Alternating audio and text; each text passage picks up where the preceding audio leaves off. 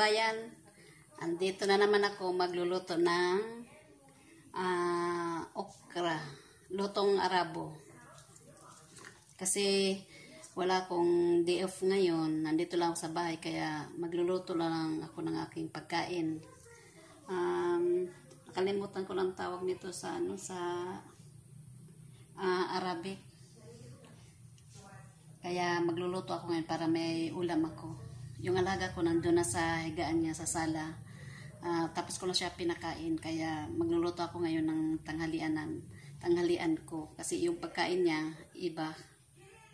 Mag-steam lang ako ng pagkain niya para mayroon siyang pagkain.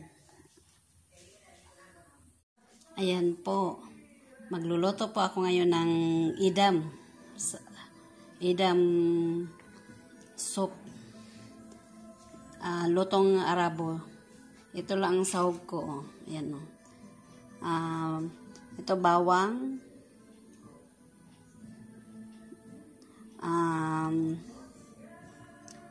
ito naman isang buong onion, tapos pork meat. Wala siyang taba kasi yung bumili, yung anak ng amo ko, yung babae. Tapos lalagyan ko siya ng chicken cubes, tapos mantika, tapos ito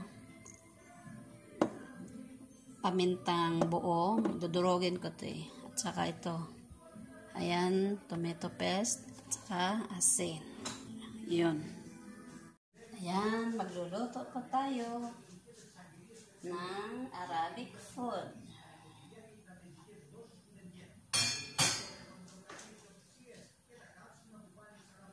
Sinara ko ang pintuan kasi ayaw ng alaga kong amoy, baka maamoy niya, pero natutulog siya. Lagyan na muna ng bawang. Sinara ko ang pintuan kasi nung unang nagluto ako ng tortang talong, sumigaw siya, daw baho. Naamoy niya, kaya sinasara ko na ang pintuan para hindi niya maamoy.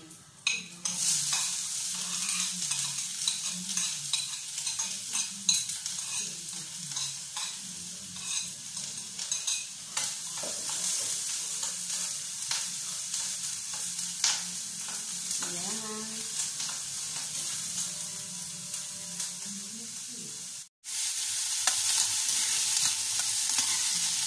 Ang daming onion. Sinadya ko yun Kasi kung konti lang nilalagay ko, masasayang din dahil ako lang naman ang gumagamit ng onion dito kasi yung alaga ko hindi naman makapagluto. At saka hindi naman siya nung okay pa siya, hindi naman siya gumagamit ng onion. Binilan kasi ako ng anak niyang babae na mga 6 na piraso yata. Yun, ang dami. Kaya masisira yun pag hindi ko lulutuin.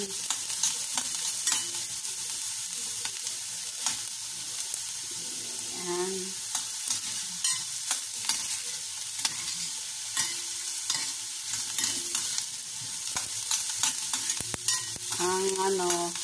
Ang iparis na ako, tinapay lang na sliced bread. Hindi ako magluluto ng kanin. Tapos ilagay ko tong baboy.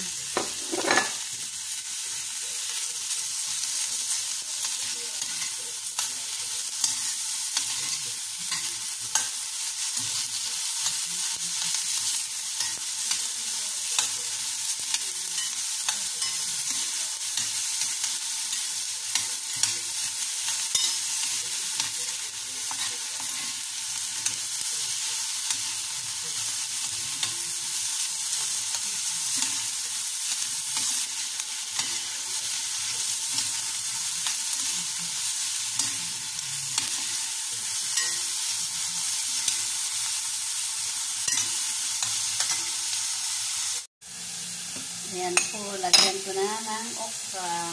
Palambutin ko masyado ito kasi masarap pag masyado siya malambot sa sabaw. Kasi sabaw ito eh. okra soup.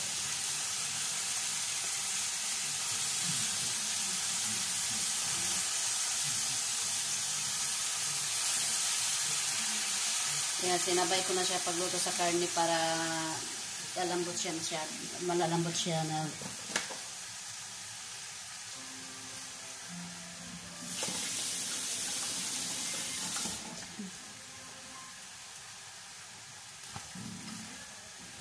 Liit ng ng naglulutuan ko. Masyado kasi malaki yung kaldero niyan. Kaya ito lang ginagamit ko pag nagsayang ako ng kanin. Ito lang ang ginagamit ko. Kasi masyado marami siyang kaldero dito kasi puro malalaki. Ito lang maliit.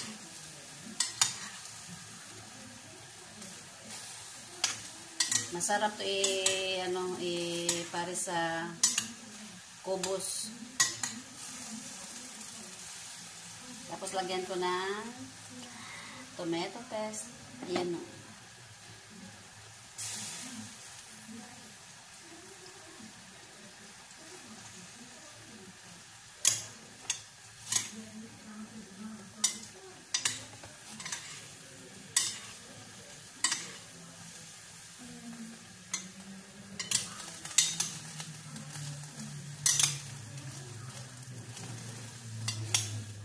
Hindi ko na siya nalagyan ng ng kamatis kasi may tomato paste naman eh.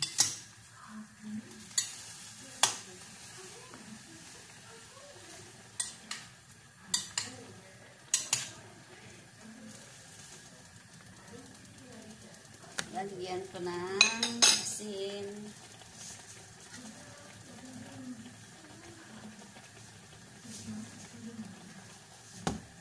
Tapos lagyan ko ng cubes.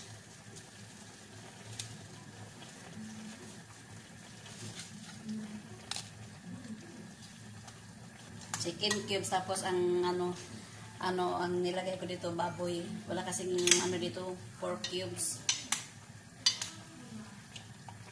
Dito sa binibilan kong tindahan, wala silang tinda na pork cubes. Kahit baboy ang niluluto mo, chicken cubes pa rin ang ihalo mo para malasa siya.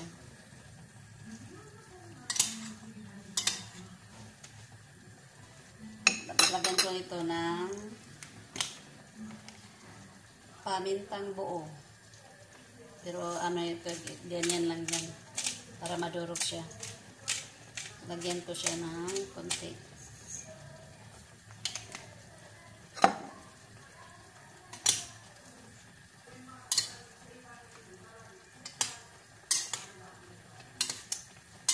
Maliit lang kaldero.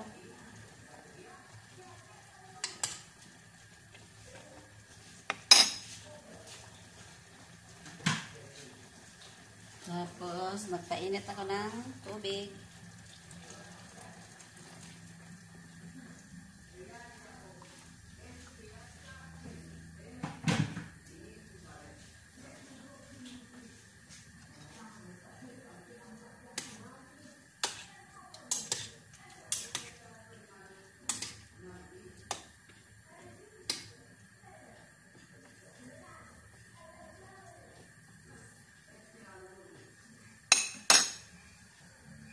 Siya.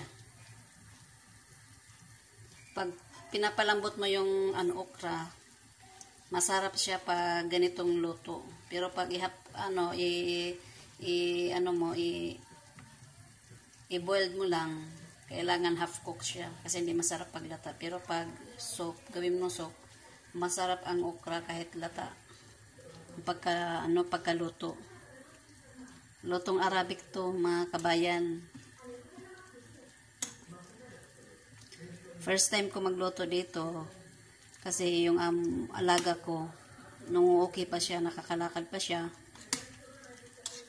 hindi ako nakakapagluto ng ganito kasi ayaw niya ng amoy ng pagkain natin.